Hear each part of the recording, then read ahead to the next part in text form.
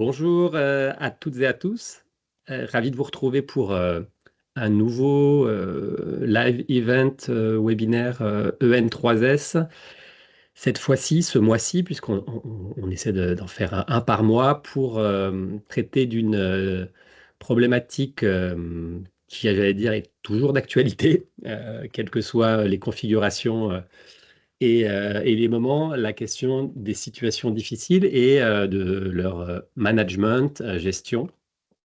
Et pour préparer, pour présenter ce webinaire, on s'est appuyé sur Alternego et l'un des consultants avec qui on a construit cette formation et cette thématique-là depuis plusieurs années, Lionel Neveu, en l'occurrence, qui aura l'occasion de revenir sur son parcours et puis aussi la façon dont on envisage et on a construit ce module-là.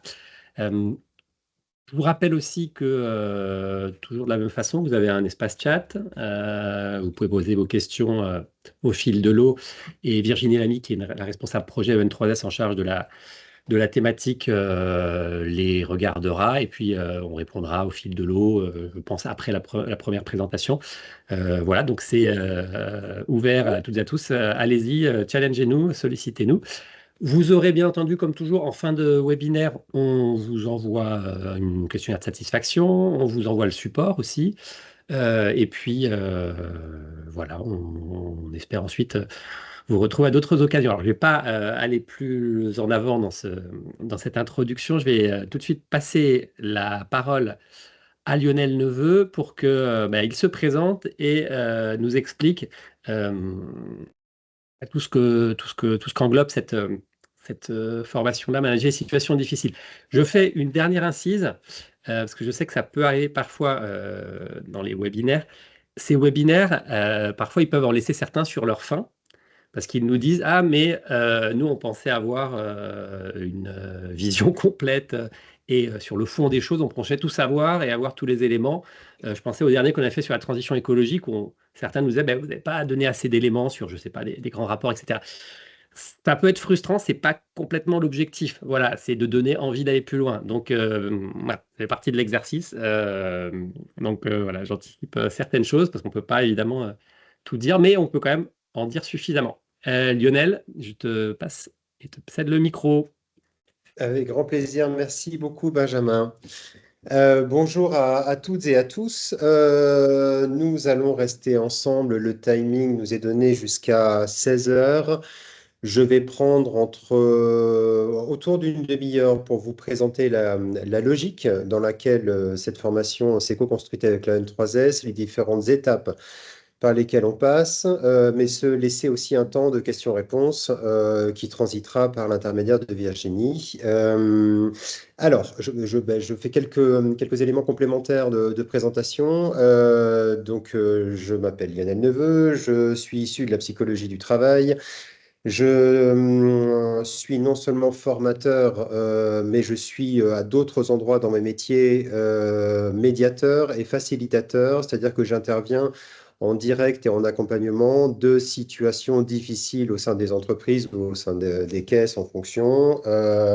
C'est important de le préciser parce que cette formation a été aussi pensée pour être au plus pratico-pratique, c'est-à-dire qu'il y a des éléments à la fois conceptuels, mais il y a également la volonté de traduire le plus possible au regard des situations rencontrées auprès des participants au sein de cette formation. Et ça fait peut-être 5 ou 6 ans maintenant que nous animons cette formation auprès de l'EN3S, majoritairement sur de l'intercaisse et ponctuellement sur des demandes spécifiques en intra à quelques endroits. La logique dans laquelle nous avons pensé cette formation, c'est une formation qui est basée sur 3 jours. 2 jours d'apport conceptuel et de simulation, et une troisième journée qui est volontairement un pas de côté pour de l'analyse de pratiques professionnelles au regard de situations réelles vécues par les participants et pour aussi mieux se saisir des différentes grilles de lecture qu'on aura vues les 2 premiers jours.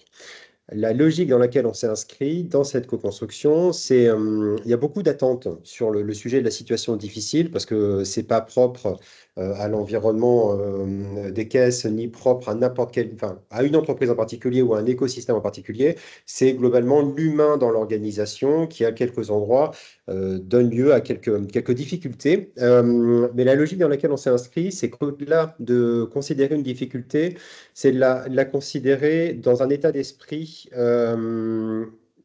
vraiment progressif. C'est-à-dire que majorité de mes interventions, quand je ne suis pas en formation, quand j'interviens en direct sur des crises ou des situations compliquées, on est souvent, en tout cas majoritairement, sur des logiques curatives. Donc, de quelque manière que ce soit, et sans nécessairement une grande malveillance derrière, mais en tout cas, il y a une forme d'attentisme qui fait que lorsqu'il y a intervention, on est généralement. Alors, normalement, c'est un GIF hein, qui apparaît sur ma page. Je ne sais pas si l'animation fonctionne. Et la volonté, c'est de dépasser la logique curative systématique et qui est globalement propre à la culture professionnelle française et d'essayer de faire un pas en avant et de se dire, c'est intéressant de travailler des situations qu'on appelle dites difficiles, mais ça serait intéressant de faire en sorte au maximum qu'elles n'apparaissent pas, ou en tout cas de les prévenir, et ça serait quand même beaucoup plus simple. Donc ça, c'est vraiment la logique dans laquelle on s'est inscrit. Et donc, cette formation a vocation à distinguer trois niveaux, quelque part, qui entourent ce qu'on appelle une situation difficile. Il y a ce qu'on appelle une situation complexe, et ça, c'est un peu le tout venant du quotidien, mais si elle n'est pas bien gérée, elle peut se transformer en situation difficile.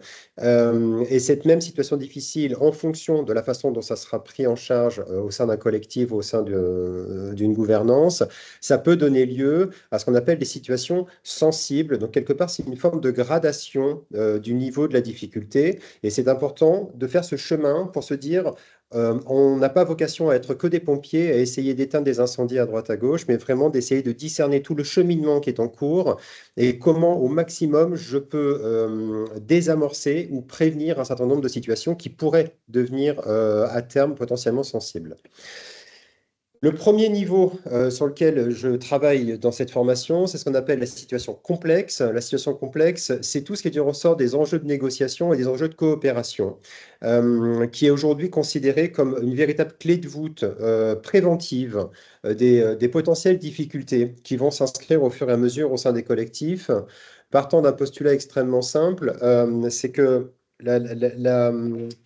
la croyance populaire laisse à entendre que la négociation n'est que l'apanage de fonctions dites business ou marchandes, ce qui est faux, parce qu'en l'occurrence, la négociation, c'est à peu près entre 80 et 85% du temps d'éveil et majoritairement du temps managérial, parce qu'on négocie avec ses équipes, on négocie avec ses pairs, on négocie avec les parties prenantes internes, on négocie avec sa propre hiérarchie, on négocie à tous les endroits, et c'est important d'avoir un tant soit peu de mécanique conceptuelle et théorique, de savoir comment je négocie l'activité dans le quotidien, sachant que la façon dont globalement la négociation est prise en France, c'est une négociation qui est complexe, qui est dure et qui donne lieu potentiellement au premier caillou dans la chaussure des futures difficultés à venir. Donc, mon premier état des lieux, c'est faire un cheminement et une forme d'apprentissage des fondamentaux de la négociation du fil courant de l'activité au regard de quelque chose d'extrêmement simple. Et vous avez là, normalement, à l'image, quelque chose qui s'appelle l'échelle décisionnelle. C'est un des premiers sujets sur lesquels j'interviens, c'est-à-dire ce sont différents leviers sur lesquels on est en capacité d'agir pour faire en sorte que des individus, globalement, dans un collectif de travail, soient amenés à bouger.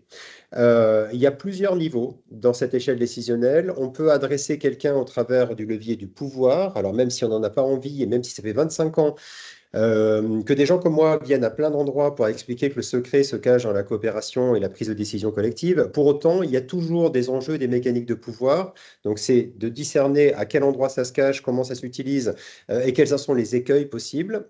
On peut imaginer faire bouger des individus au regard des règles, au regard du cadre, et dans quelle mesure ces règles sont, et d'une, connues, sues, partagées et potentiellement respectées. Et après, vous avez tout ce qui est du domaine des intérêts Et c'est à cet endroit-là que se situe l'élément fondamental de la négociation et de la coopération. C'est un endroit qui est un peu plus coûteux, un peu plus énergivore, qui prend un peu plus de temps que de travailler sur les leviers précédents, mais qui donne à terme quelque chose de beaucoup plus intéressant sur la mécanique relationnelle. Donc, je fais un arrêt sur image et je donne des éclairages très pratico-pratiques de comment ça s'orchestre hein, dans un collectif de travail, dans quel sens est-ce que je prends cette logique, est-ce que je la prends de manière descendante, non pas par malveillance, mais généralement par contrainte, contrainte de temps ou contrainte de moyens, et de tout l'intérêt et des bénéfices qu'on peut y retrouver si on envisage intellectuellement, ne serait-ce que ça, que de remonter cette mécanique-là et de voir, encore une fois, quels sont les bénéfices qu'on peut en tirer. Je fais un arrêt sur image de ces fameuses cultures qui se télescopent en négociation. En France, nous sommes très majoritairement sur une forme de négociation qu'on appelle négociation distributive, qui est une négociation qui est globalement assez dure, assez opposante. C'est une négociation qui est une négociation de revendication et d'affichage.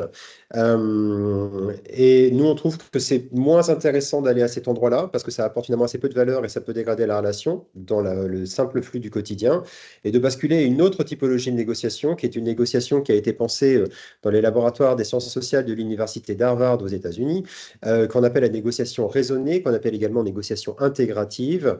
Et dans la première journée, on avance au fur et à mesure avec les groupes que je rencontre au travers de simulations, au travers d'exercices qui sont volontairement très éloignés des quotidiens pour faire un pas de côté et voir un petit peu les mécanismes qui s'y cachent, pour mettre en lumière ce qui est du ressort de l'intérêt d'une négociation intégrative et encore une fois, des bénéfices qu'on peut y retirer. Un autre élément conceptuel sur lequel j'avance, c'est les différentes dimensions qui composent à la fois l'activité au sens large, mais qui composent également la mécanique de négociation. Et donc, je viens donner des éclairages de qu'est-ce qui se situe à l'endroit de ce qu'on appelle le problème en négociation, c'est-à-dire la matière sur laquelle on est amené à discuter dans son quotidien de travail, qu'est-ce qui est du ressort des personnes et donc des différentes composantes et parties prenantes dans cette équation. Et qu'est-ce qui ressort des processus et donc de la clarté des règles, périmètres, mandats et process qui généralement, s'ils ne sont pas suffisamment maintenus, en tout cas suffisamment clairs, ça peut donner lieu à un impact sur la problématique relationnelle qui elle-même va avoir un impact sur la façon dont le travail va se réaliser. Donc moi, évidemment, j'embarque la réflexion générale et de voir à quel endroit je peux disposer de moyens suffisants pour appréhender quelque part ma part de responsabilité dans cette mécanique préventive. Parce que souvenez-vous, on est vraiment là, on est au premier niveau, on est sur la situation dite complexe. Je ne vais pas rentrer sur cette slide-là dans tout le détail de ce que ça représente, mais ici, c'est de manière très résumée la façon de penser d'Harvard sur la mécanique de la négociation et tous les allers-retours sur chacune de ces dimensions. Mon objectif, c'est à la fin de la première journée de faire en sorte que les participants aient une vue beaucoup plus précise de comment est-ce que je prépare mon activité du quotidien, comment est-ce que j'interagis sur cette activité et comment je désamorce des sujets qui pourraient à terme devenir difficiles. Donc là, on est vraiment au niveau de la complexité. Derrière, c'est de ne pas rester au niveau de la complexité parce qu'évidemment, les gens qui s'inscrivent à cette formation, immédiatement, dans l'état d'esprit, imaginent que situation difficile égale conflit. Donc évidemment, je vais au conflit, mais il m'intéresse toujours de désamorcer le conflit plutôt que de devoir le gérer. Sinon, je passerai mon temps en médiation ou en diagnostic social, et ça serait intéressant de manière plus globale qu'on y soit un petit peu moins. Donc, je mets en lumière la mécanique et les enjeux de coopération. Donc là, vous avez beaucoup de texte hein, sur la slide, mais c'est les propos d'un grand penseur et une sommité dans le domaine du travail et des mécaniques de souffrance au travail, difficulté au travail. C'est Christophe Dejour, qui n'a pas de langue de bois quand il s'exprime aujourd'hui. Et il nous dit quelque chose de fondamental. Il nous dit, c'est pas en mettant des médecins, des cours de yoga, des baby-foot et des numéros verts que les problèmes vont se résoudre. Ce qu'il faut, c'est de rétablir les conditions de la coopération au sein de l'entreprise. La coopération n'implique pas que la performance, mais implique un certain vivre ensemble. Donc, ça rejoint ce que je vous disais tout à l'heure. Cette mécanique de négociation et de coopération, c'est la clé de voûte fondamentale de la prévention de l'engorgement d'une difficulté. Et donc, c'est vraiment l'état d'esprit dans lequel on entre dans le cadre de cette formation. Sachant que ben, parfois, même si on fait tous les efforts possibles pour que ça n'apparaisse pas, et bien parfois ça apparaît quand même, parce que ben, des histoires se sont construites au sein des collectifs, des tensions se sont générées à droite à gauche, et donc évidemment, je vais sur ben, le premier frein à la coopération, et le premier frein à la coopération constaté au sein des collectifs, c'est la question du conflit. Sachant que en environnement professionnel, en France, si on confronte globalement ce qu'on appelle un conflit chaud et un conflit froid, et on essaye d'essayer de déterminer, mais quelle est notre culture à nous de la régulation de la conflictualité au sein de nos collectifs, force est de constater, et de manière largement majoritaire, que nous sommes vraiment et réellement sur la mécanique du conflit froid. C'est-à-dire que ce que parfois on pense être du conflit chaud, c'est du réchauffement de conflit froid. Et parfois, on m'interpelle sur la question du dialogue social français, qui est un sujet qui nous passionne aussi. Et nous, on considère que la conflictualité du dialogue social et avec les instances, c'est moins un conflit chaud qu'un conflit théâtralisé et organisé avec des différentes parties prenantes et des engagements, des étiquettes à respecter et parfois des mécaniques d'opposition de principe. Par contre, le conflit chaud, dans son essence, bah, il existe, sauf que globalement, il est pas ou peu géré. Donc, ce qui donne lieu justement au fait que les situations deviennent de plus en plus difficiles. À titre d'exemple, le World Economic Forum avait réalisé il y a quelques années en arrière une étude qui embarque, alors c'est en tout petit, donc vous n'allez pas voir les pays qui sont listés, mais la question qui était posée à des salariés d'entreprises à travers le monde entier, et une de ces questions était quel est le sentiment de fluidité de coopération perçu au sein des collectifs de travail? Et donc de voir ben, où se situe la France hein, dans ce niveau de fluidité perçu. Et la France, dans ce classement, est 135e. Donc nous sommes extrêmement loin. Et donc, ce qui confirme passablement le fait que notre culture, globalement, du conflit, donc l'opposé de la coopération, ben, c'est éminemment froid. Et il serait intéressant ben, d'éviter de tomber dans le froid et d'apprendre à le gérer lorsqu'il est encore palpable et lorsqu'il est encore chaud. Donc ça, c'est dans le cadre de la deuxième journée de formation où on va travailler sur une certaine vision du conflit qui n'est pas une vision systématiquement négative ou délétère, mais c'est de se dire le conflit déjà est d'une, on ne peut pas l'éradiquer dans son essence parce que c'est propre à l'être humain au regard de nos différences interpersonnelles et au regard de nos mécaniques de désir. Maintenant, partant du principe que le conflit peut clairement apparaître, c'est à quel moment je m'en saisis et surtout comment je m'en saisis. Nous, on considère, on a un adage, hein, ce ne sont pas les couples qui s'engueulent le moins qui durent le plus, mais ceux qui s'engueulent le mieux. Donc, à quel moment peut-on entrer dans une forme de capacité de saine engueulade et de gérer le conflit lorsqu'il apparaît dans ses tout premiers instants?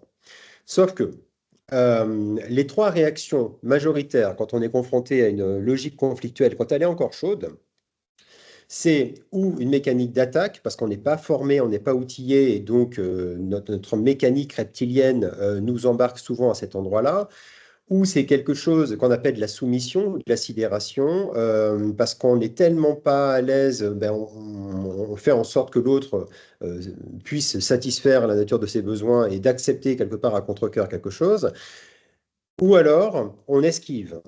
Et de très très très loin, la tendance observable en France, toute ligne managériale confondue, c'est la question de la fuite et de l'esquive. Non pas encore une fois par malveillance, mais généralement par inconfort. Parce que je ne sais pas gérer, je ne sais pas comment m'en saisir, à quel endroit je vais, avec qui j'interagis. Donc mon objectif, c'est d'apporter évidemment avec les groupes des éclairages pour ne pas tomber à l'endroit de l'esquive, parce que l'esquive a des conséquences potentielles, et la conséquence potentielle, c'est ce qu'on appelle le triangle dramatique, qu'on appelle également le triangle de Cartman, qui génère un effet de bord au sein d'un corps social, où le manager souvent se retrouve malgré lui ou malgré elle au milieu de ce triangle, avec ou une projection des collectifs à vouloir le trouver à titre de sauveur, ou une position naturelle du manager de vouloir s'y installer, mais potentiellement de créer quelque chose qui à un moment donné va lui échapper. Et toute cette mécanique-là, qui pour le coup est extrêmement délétère, celle-ci aussi, va refroidir le conflit, potentiellement commencer à embarquer ce qu'on appelle des mécaniques claniques. Donc il y a des clans qui peuvent s'installer, des pour, des contre, quel que soit le sujet. Et ça va s'enquister au fur et à mesure et se perpétrer quelque part de génération en génération. Et parfois, quand on prend une fonction managériale, on récupère aussi une histoire qu'on n'a pas construite et une histoire qui, à quelques endroits, a pu être basée sur cette mécanique de triangle.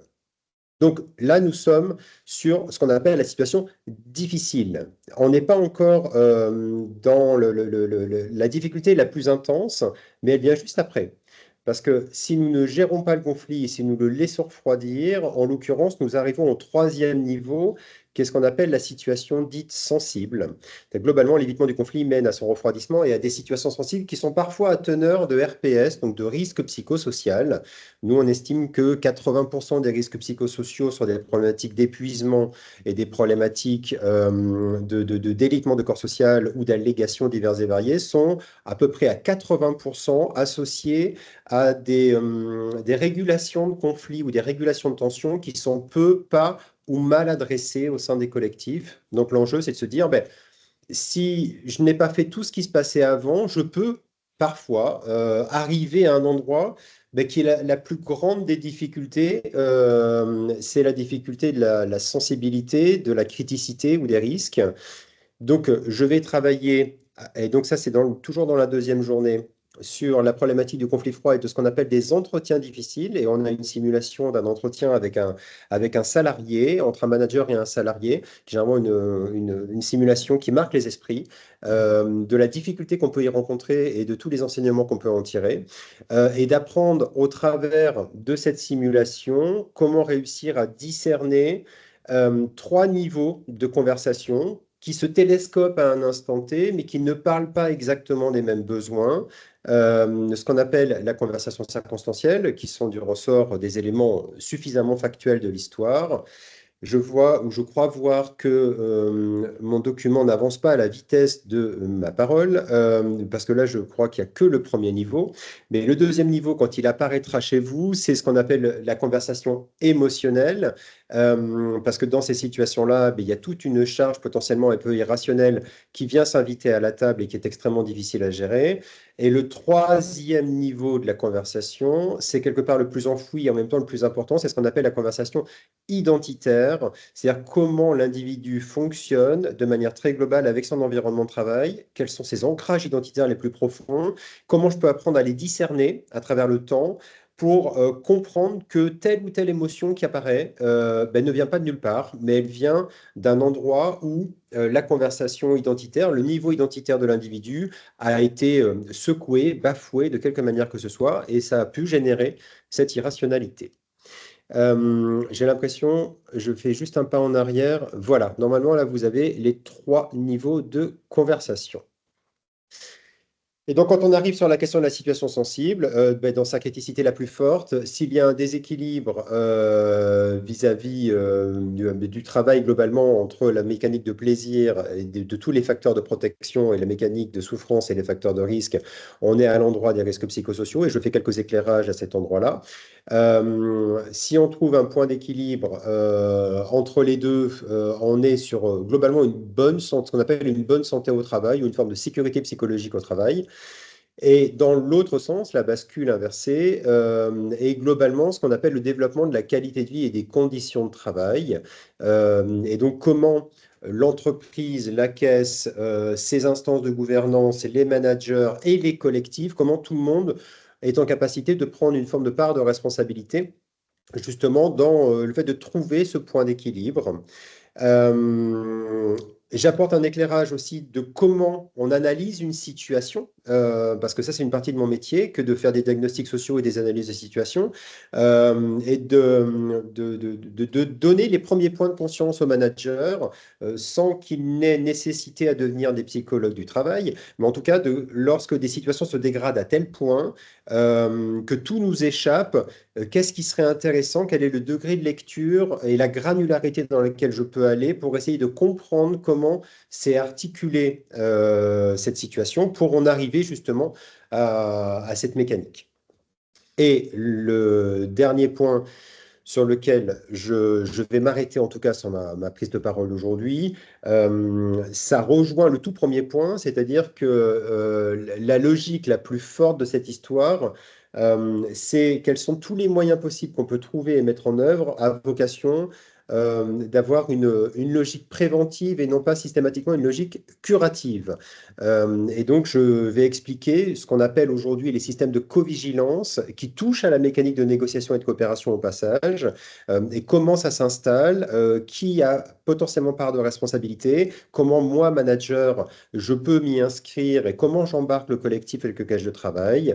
Donc, j'apporte également ces éclairages. Là, je viens de vous faire, dans les grandes lignes, le déroulé, le cheminement intellectuel, première journée, deuxième journée, sachant que en 6 ans d'animation de cette formation, au fur et à mesure, la troisième journée, j'allais également densifier des éléments conceptuels à droite, à gauche, mais on n'avait pas assez de temps avec les participants pour faire des arrêts sur image et de se dire, OK, quelles sont nos situations à nous et quel type d'enseignement ou de schéma de réflexion on peut tirer au regard des concepts qu'on a vus, mais vis-à-vis d'une situation réelle et concrète.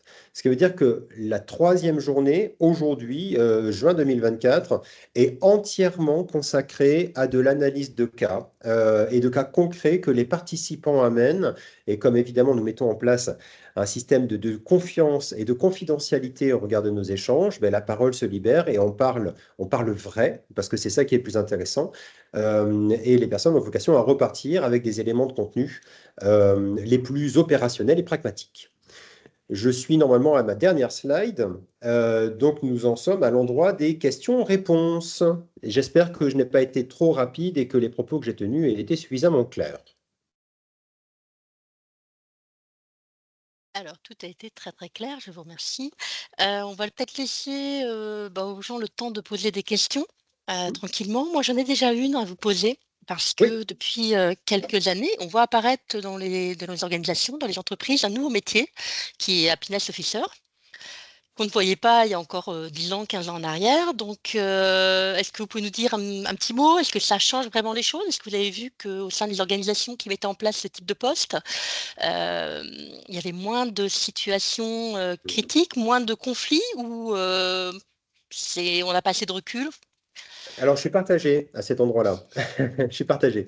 En fait, dans l'histoire, le terme risque psychosocial est un terme qui est arrivé de manière un petit peu forcée en France, au regard des situations les plus critiques qu'on ait vécues, donc les vagues de suicides, Technocentreno, France Télécom de l'époque et la problématique de l'amiante. Et ça a poussé la machine étatique et l'Assemblée nationale à poser des textes, en l'occurrence, et de travailler les risques psychosociaux. Sauf que les risques psychosociaux, quand on abordait des collectifs, la façon de le faire, en tout cas à l'époque, dans les années 2009, c'était à ce point anxiogène que finalement, personne n'osait vraiment y aller. On se disait c'est important, mais est-ce qu'on veut vraiment y aller? Et il y a eu un virage, c'est-à-dire qu'à un moment donné, on a été traversé par une vague de psychologie positive très forte qui a rempli la rayon de développement personnel de la FNAC au passage, et qui a fait en sorte qu'on arrête de parler des risques psychosociaux et on a inventé le mot QVT, la qualité de vie au travail. Et la traduction de la QVT, c'était de plus vraiment parler des risques, mais d'imaginer que le cours de yoga, le cours de sophro, le baby-foot et la table de ping-pong allaient globalement résoudre le sujet. Et le Chief Happiness Officer est arrivé, enfin la création de ce métier est arrivée dans cette vague un peu enfin, qui nie quelque part une forme de construction d'une problématique de risque. Et ça faisait partie de... Bon, en fait, on est là, on est heureux, on est bien, et c'est super chouette, sauf que ben, ça n'empêchait pas toutes les problématiques rencontrées au sein des collectifs.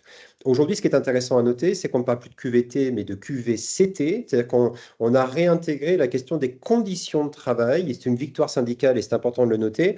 Et donc, ça rehausse la responsabilité employeur de se dire, c'est important de faire des éléments positifs et c'est important que je donne des moyens à ce qu'on appelle un Chief Happiness Officer, mais qui ne soit pas juste à vocation d'organiser un séminaire ou un concours de baby-foot, mais qui aille beaucoup plus loin dans ses prérogatives et dans le périmètre qui lui est donné pour aller travailler la matière première, les conditions de travail. Donc là, aujourd'hui, on est dans cette transition. Rares sont mes clients qui ont nommé des Chief Happiness Officers. Certains les ont nommés et ne les ont plus aujourd'hui. Par contre, ce que je vois apparaître et qui est très intéressant, c'est de plus en plus de clients, et je sais qu'au sein des caisses, ça se fait de plus en plus, qui mettent en place des EDT, des temps d'échange sur le travail, qui permettent de désamorcer quand même pas mal de choses, mettent en place et renforcent la connaissance des acteurs du dialogue social, des acteurs des relations sociales, à vocation d'avoir une logique préventive beaucoup plus macro avec les grands acteurs de la prévention, dont parfois le Chief Happiness Officer ne fait pas partie. Voilà un petit peu ce que je peux en dire. Merci. Avec Alors pour plaisir. l'instant, j'ai pas. Alors j'avais quelqu'un qui a levé la main, mais qui a baissé la main depuis. Mais Ah, pour le parce que coup, j'ai parlé trop longtemps. non du tout. Moi j'ai une autre question aussi qui m'est venue en vous écoutant, parce que c'est vrai que on parle conflit, on parle. Vous avez dit que vous arriviez plutôt dans une logique curative, en tout cas aujourd'hui.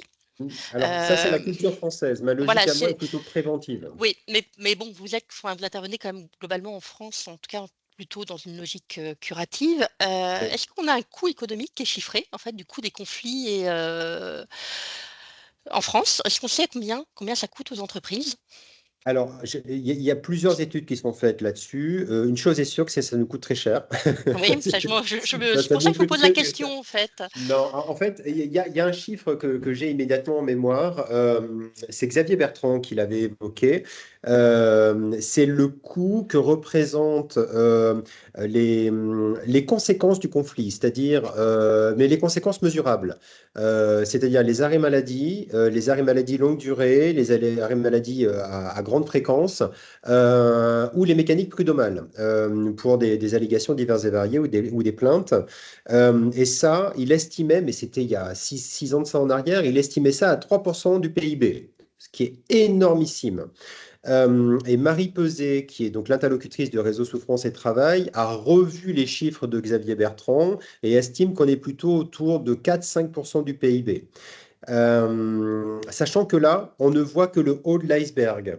C'est-à-dire qu'on ne mesure que ce qui est visible. Tout ce qui est en dessous, c'est-à-dire un délitement progressif, une conflictualité froide où les gens n'ont plus envie vraiment de travailler ensemble, mais ce n'est pas encore à titre de risque psychosocial ou de mécanique prud'homale, des mécaniques de désengagement, de démission passive, tout ça, ça ne se mesure pas. Donc si le haut de l'iceberg, c'est aujourd'hui 5% du PIB, virtuellement, si on se dit, si on embarque le bas de l'iceberg, ça pourrait être, je sais pas moi, 20% du PIB. C'est énorme, énorme. Qui est effectivement énorme. C'est vrai que j'avais effectivement moi aussi cette vision de 3% à peu près, hein, donc c'est pour ça que je me suis permis de poser la question pour savoir si ça avait un peu évolué, mais Ça évolue. ça évolue, oui, mais pas forcément dans le bon sens. Ouais.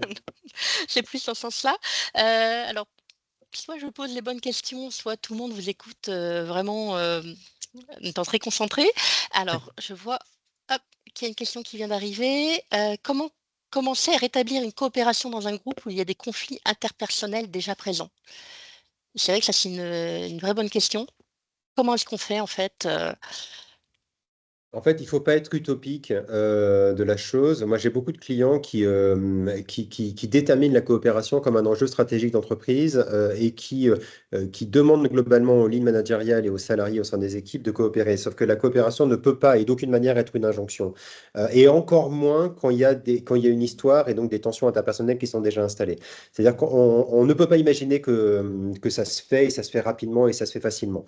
Euh, Selon la nature des tensions interpersonnelles qui sont en place, de deux choses l'une, ou le manager est en capacité aujourd'hui d'avoir un niveau de proximité suffisant avec chacun des acteurs en présence et de comprendre globalement ce qu'il en est, c'est-à-dire de quoi ça parle, à quel moment ça s'est situé, parce que deux individus ne sont jamais en opposition par simple principe et par simple nature. Quand on rentre dans des logiques conflictuelles et que ça devient très très dur, on a une tendance raccourcie, une sorte d'économie cognitive qui nous fait dire cette personne est venue sur Terre, alors excusez-moi l'expression, mais pour me pourrir la vie. Euh, c'est faux. C'est-à-dire que personne n'est arrivé sur Terre pour faire cet équivalent à qui que ce soit. Et donc, dans 95% des cas de figure, ce sont des histoires qui sont écrites, mais quel est le degré d'accessibilité que moi j'ai manager aujourd'hui? À quelle nature d'histoire c'est construite? Donc, en gros, comment cette dissension, cette tension ou ce conflit interpersonnel s'est installé, de quoi ça parle, à quel endroit ça se joue.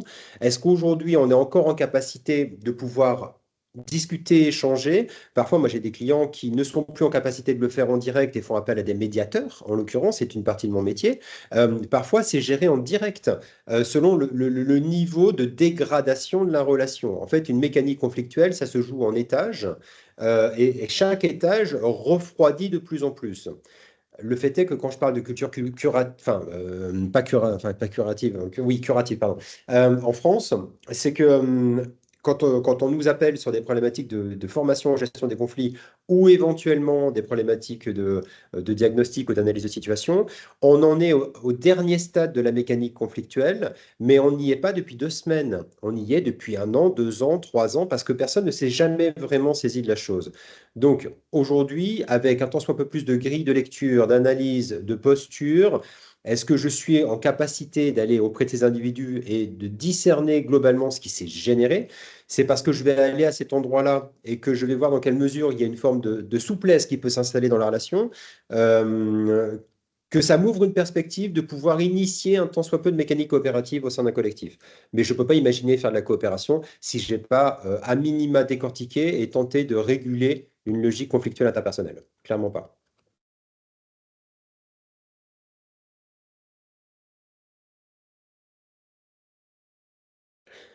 Je reste toujours très attentif à toute question qui pourrait vous venir.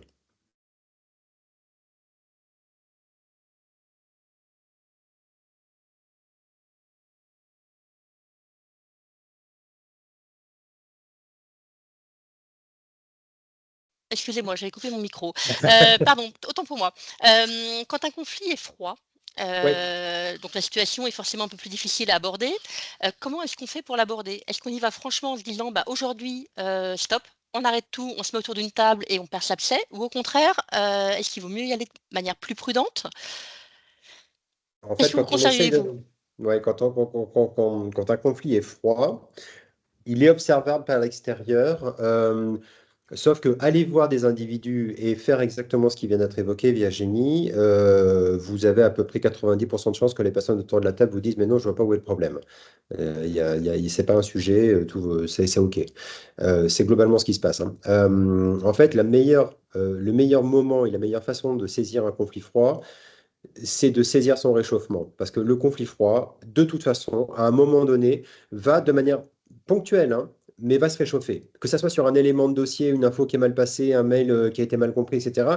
Mais il va y avoir quelque chose qui sera une réaction épidermique un peu volcanique, mais bien au-delà de ce qui est de la normalité. Et on peut se saisir de quelque chose comme ça, c'est d'un réchauffement ponctuel, permettant justement de donner corps à cette logique conflictuelle et en l'occurrence de pouvoir aller aborder les individus.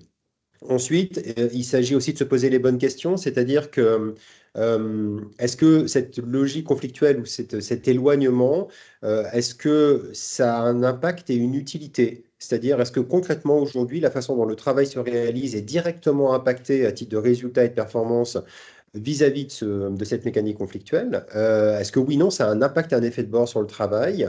Ou est-ce que ça a un impact ou un effet de bord sur le climat social de ce collectif de manière plus large? Parce qu'il peut y avoir un conflit froid entre deux individus, mais ça n'a pas d'effet de bord, ça ne fait pas tache d'huile sur le reste du collectif. Et en même temps, les objectifs qui sont posés à titre d'organisation de travail et les résultats attendus ben, sont suffisamment là. Donc finalement, il y a peu de matière à saisir sur la question de l'utilité au regard du travail et peu de matière à saisir sur la question de l'utilité au regard de la stabilité du corps social. Donc, c'est de se poser les bonnes questions, de savoir vraiment quel effet de bord ça génère, mais de ne pas y aller cash en salle, parce qu'il est peu probable que les gens avouent une problématique conflictuelle in situ de cette façon-là. Peu probable. D'accord. Donc, y aller plus doucement, donc. J'ai une autre Mm. question qui est en lien avec les indicateurs chiffrés. Est-ce que la culture des indicateurs chiffrés et du reporting de plus en plus important dans les organismes n'engendre pas une perte de sens et d'humanité au travail? Alors oui, je vais même aller plus loin. Je reprends les propos de Christophe Dejour et il parle, mais c'est un courant c'est un tournant quelque part d'il y a une vingtaine, 20, 25 ans. Il appelle il appelle le tournant gestionnaire, qui crée une forme de déshumanisation au travail. Donc au plus on densifie à la fois les indicateurs, au plus on se transforme au sein des organisations, au sein des services et que ça nous rend de plus en plus matriciel, de plus en plus transverse, ça génère des manques de clarté dans les règles, dans les process, dans les mandats, dans les périmètres. Et tout ce manque de clarté est l'endroit où se nichent très majoritairement tous les prémices de tension. Donc oui, surdensifier les indicateurs peut aussi pousser un individu à une forme d'individualisation malgré lui. Parce que pour que je tienne mes propres indicateurs, à quel moment je vais ramasser le champ des possibles du travail qui est à réaliser dans ma feuille de route et de ce qu'attend mon manager, versus la nécessité à tel ou tel endroit de pouvoir faciliter et coopérer avec d'autres parties prenantes ou d'autres services pour justement faire en sorte que ben, dans cette histoire, il n'y a pas que moi et mes indicateurs. On est tous quelque part dans un même bateau, si j'autorise cette expression, et se dire et de quelle manière et sous quelle forme on trouve le temps permettant justement de ne pas être dans un silo personnel surdensifié d'indicateurs avec des trous dans la raquette de compréhension de à qui je réfère, à quel moment, de quelle façon, etc. Donc oui, ça densifie et ça complexifie le système, oui. Alors, j'ai une autre question. Alors là, c'est Madame Grégoire. Je vais vous ouvrir le micro. Hop, vous m'entendez? Oui, Alors, bonjour, je vous entends très bien. Et vous? voilà, allez-y. Très très bien. Vous pouvez poser votre Oui, question. parfait. Bonjour, Monsieur Neveu. Merci beaucoup pour votre exposé, très clair. Tout à l'heure, dans l'une de vos slides, vous avez exposé une situation que j'ai trouvée très intéressante face à comment dirais-je, à la manifestation du conflit, c'est-à-dire la position de cédant, celle de fuite, et l'autre, c'était, je sais plus, j'ai oublié. Ah ouais, c'est Et la confrontation, donc l'attaque, hein, la confrontation, voilà, c'est ça, euh, tout à fait. la fuite et la soumission. Merci. Et ma question est la suivante. Nous sommes d'accord pour dire que dans un collectif de travail, perdre les pédales, c'est, comment dirais-je, fortement déconseillé pour plusieurs raisons. Mais comment réagir en tant que manager ou même quand un subordonné assiste à l'explosion d'un manager euh, et qui manifesterait un conflit non déclaré, un conflit larvé sous feu de burn-out? Alors, il y a beaucoup Merci. d'informations dans la question. J'ai besoin- Choisissez celle qui vous convient. Restons généraux, s'il vous plaît. Merci. Alors, comment dire, j'essaye de cerner à quel endroit se cache la question au travers de tous les éléments que vous avez cités.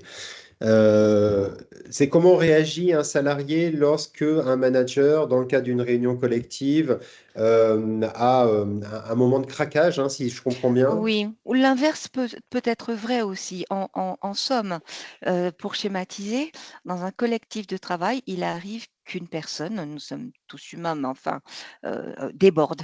Voilà, déborde, mais à non plus, à ne plus en avoir de frein.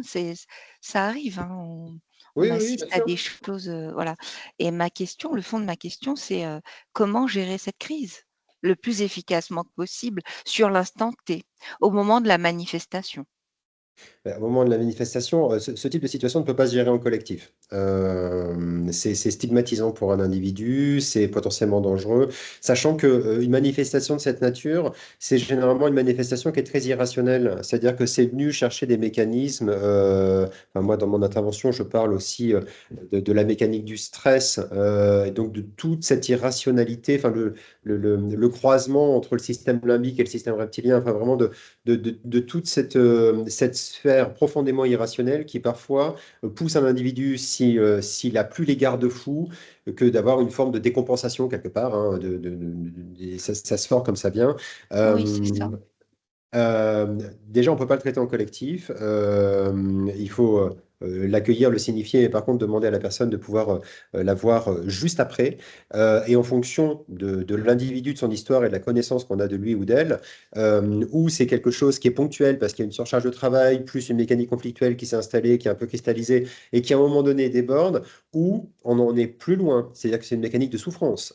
Et là, on est à l'endroit de la situation sensible, c'est-à-dire que cette manifestation émotionnelle, s'il y a une forme de réitération qui s'installe, c'est quelque chose qui même parfois dépasse le périmètre du manager, en fait. Enfin, moi, les managers que je rencontre, je leur indique jusqu'où se joue leur périmètre de responsabilité managériale et ce qu'ils peuvent en faire, mais je leur donne aussi des indications pour leur dire que vous n'êtes pas seul face à ça. Donc, en fonction de la plus grande criticité d'une situation, si cette personne-là, en l'occurrence, qui est encore en décompensation, ben, ça parle de quelque chose qui est beaucoup plus profond, beaucoup plus complexe et qui en plus est un croisement entre des problématiques perso et des problématiques professionnelles, et on y emprunte toute la subjectivité possible à cet endroit-là, et j'en parle aussi, c'est de se dire, OK, ben, je vais la gérer in situ, je fais en sorte que ça ne soit pas géré dans le collectif, je l'accueille, je demande un entretien, enfin en tout cas, à minima une rencontre avec la personne immédiatement derrière. Généralement, quand la phase d'irrationalité est passée, quand elle revient, majorité des personnes disent, je suis désolé, mes paroles ont dépassé mes pensées, mais il n'empêche que ça parle de quelque chose. Donc le sujet, c'est de savoir comment cette personne en est arrivée là, de quoi ça parle, qu'est-ce qui a pu générer ceci, est-ce que c'est un épuisement dans lequel elle se situe, mais comment se caractérise l'épuisement? Est-ce que c'est un épuisement relationnel? Est-ce que c'est un épuisement émotionnel? Et à cet endroit-là, c'est à minima une sorte de devoir d'investigation. Et en fonction de la criticité, de se dire, ben, moi, manager, je ne reste pas seul face à ça. Et j'en informe ma hiérarchie ou ma responsable des ressources humaines qui travaille sur le périmètre pour qu'on soit plusieurs à aborder et sécuriser à minima l'individu. Mais par contre, de ne pas recadrer de manière assez brutale cet individu parce qu'on ne sait pas exactement de quoi ça parle. Peut-être que ça donnera lieu à terme à un entretien de recadrage, mais en France, on a globalement une très forte capacité à recadrer ou une très forte capacité à essayer de faire une instruction à charge de qui est responsable de quoi dans cette histoire ou de faire une sorte de chasse aux sorcières. Je trouverais intéressant qu'on sorte un petit peu de là, qu'on n'oublie pas les règles, évidemment, et elles sont hyper importantes, mais de ne pas les mettre en application de manière stricte et immédiate, mais d'essayer, à défaut de vouloir convaincre quelqu'un de rentrer quelque part, d'essayer de comprendre comment il en est arrivé là, de quoi ça parle et qu'est-ce qu'on est en capacité de faire. Et parfois, ça donne lieu à des arbitrages et parfois, ça donne lieu à des sanctions ou des recadrages, mais parfois, ça donne lieu à un accompagnement. C'est-à-dire que, et cet accompagnement, parfois, il est partagé en termes de responsabilité entre le manager et les services des ressources humaines. Mais c'est voilà, c'est ce chemin dans lequel il est préférable de s'installer. Merci beaucoup, c'était parfait. La question a été bien comprise. Merci. Avec plaisir. Merci. J'ai une autre question qui va un petit peu dans ce sens-là aussi. C'est comment qualifier, caractériser un conflit concrètement?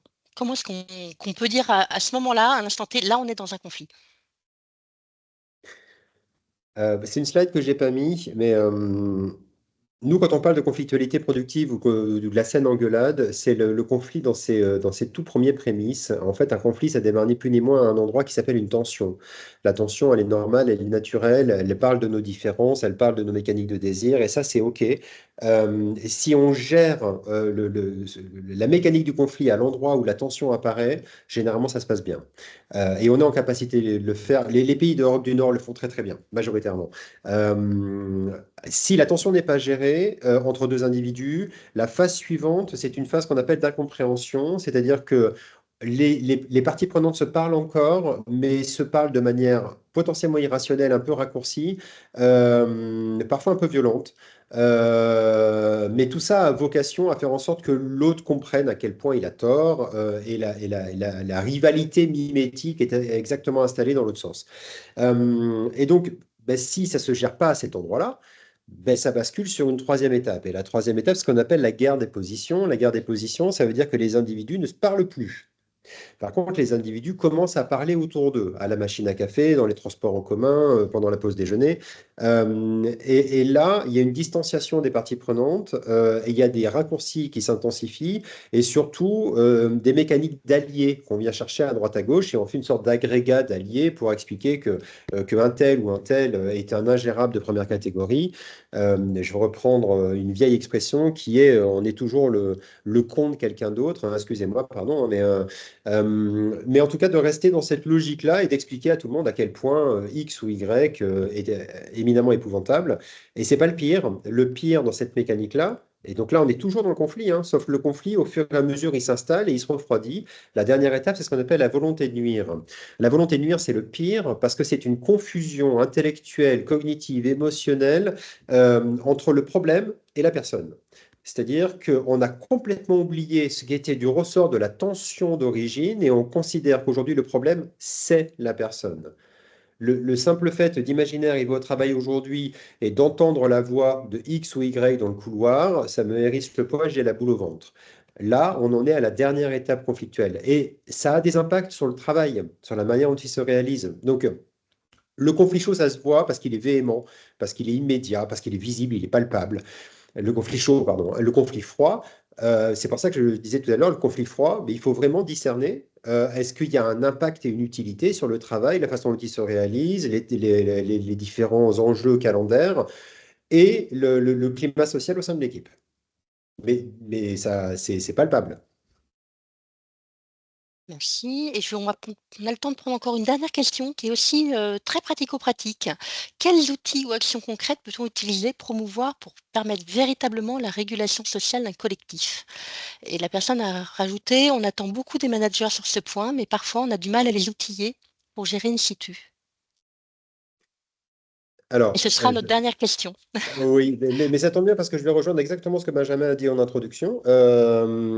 Ça sera avec grand plaisir de vous voir dans cette formation et de pouvoir rentrer dans un beaucoup plus grand niveau de détail.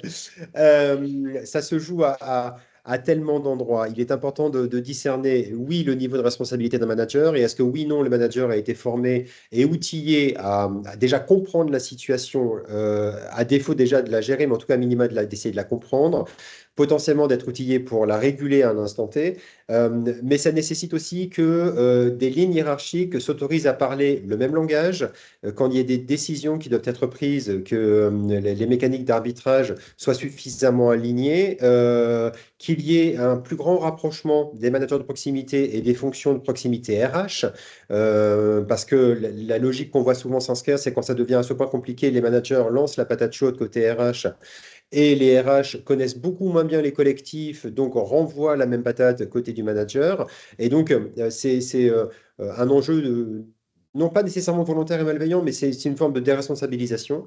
C'est de se dire, OK, comment je consolide différents acteurs qui sont légitimes à être là et à ce qu'ils soient outillés d'avoir les bonnes grilles de lecture et les bonnes postures. Et puis, il y a un autre enjeu qui, lui, est beaucoup plus macro, c'est la question de la direction et de la gouvernance et de la qualité du climat, enfin pas du climat social, du dialogue social au sein des instances, parce que pour nous, le CSSCT, ses représentants et la qualité des échanges qu'on peut avoir en instance est également une clé de voûte déterminante dans la capacité à sécuriser un écosystème. Mais là, c'est pas dans le périmètre des managers. Mais c'est intéressant parfois que des messages remontent à vocation de se dire est-ce que tous les acteurs qui aujourd'hui interagissent sur ce sujet-là chez nous, ben, est-ce qu'ils sont formés? Parce que là, c'est souvent de la négociation, mais on voit beaucoup d'acteurs, nous, dans le dialogue social, qui ne sont pas formés à la négociation. Donc, c'est quelque chose qui est dur, alors même que c'est un endroit qui pourrait donner des mécaniques préventives hyper intéressantes au sein des collectifs. Donc, je ne sais pas si je réponds exactement à la question, mais en tout cas, c'est un cheminement. C'est la raison pour laquelle d'ailleurs je fais de l'analyse de pratique sur le troisième jour. C'est pour dire, il n'y a pas qu'une grille de lecture ou trois grilles de lecture ou 25 grilles de lecture. C'est comment on regarde une situation que je rencontre aujourd'hui, lesquelles seront les plus pertinentes et comment je les mets en mouvement pour tenter de répondre à quelque chose. Sachant que là, ben, ça reste de l'humain sur l'humain. Donc, ça ne sera jamais une science exacte, mais en tout cas, tous les efforts possibles à fournir et l'outillage nécessaire est globalement assez salvateur. Ça ne va pas éradiquer tout ça, mais en tout cas, ça peut modérer et tempérer, mais à la hauteur de la responsabilité du manager et pas au-delà. Parce que sinon, Ben, sinon, il risque lui-même d'être à risque, de vouloir tout faire, tout gérer, potentiellement, même s'il est outillé, il faut qu'il accepte aussi qu'à quelques endroits, ça ne lui appartient plus. Je crois que vous avez très très bien répondu à la question. Vraiment. Je vous remercie, Lionel. Il nous reste quelques minutes, donc on arrive à la fin de ce webinaire. Donc, j'espère que ça a pu répondre à certaines de vos questions, que ça vous a donné envie d'aller voir plus loin, d'aller plus loin en tout cas sur cette thématique. Je vous invite à retrouver les différentes formations, enfin, cette formation-là, mais d'autres aussi qui peuvent venir en complément, comme le fait d'impulser une démarche QVCT dans son management, comme les relations sociales dans l'entreprise. C'est vrai qu'on a une offre assez riche qui vient vraiment en complément de ce qui a été présenté aujourd'hui. Donc, n'hésitez pas à vous rapprocher de nous. Et puis, Benjamin, je ne sais pas si tu es là ou Amélie, si vous voulez avoir le mot de la fin.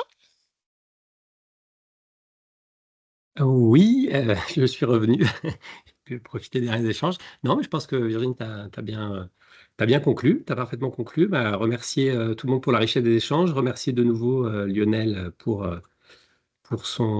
sa participation et tous les apports. Et puis, vous dire que vous retrouverez ce webinaire aussi en replay. On le met à disposition aussi en replay pour des personnes qui n'auraient pas pu y assister. Voilà, mais tout ça, ça vous est envoyé automatiquement dès la fin de ce webinaire avec le questionnaire satisfaction. Voilà, c'est bien. En plus, les horaires sont tenus. Vous pouvez aller prendre un café avant d'enchaîner avec vos prochaines réunions.